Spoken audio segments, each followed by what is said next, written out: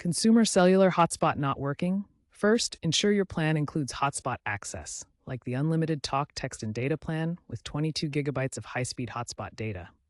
Check your data usage in the Consumer Cellular app to avoid throttling, which reduces speeds significantly. Next, power cycle your device and check your signal strength. Aim for 3 to 4 bars.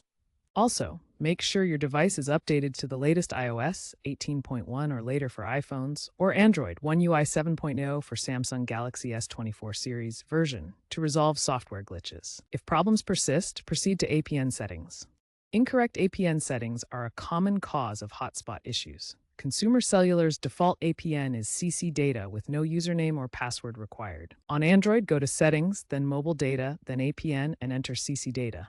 On iOS, navigate to Cellular, then Cellular Data Options, then APN, and enter CC Data. Manual entry may be needed after a factory reset. For advanced troubleshooting, ensure your device isn't roaming, has a battery level above 20%, and no VPN is interfering.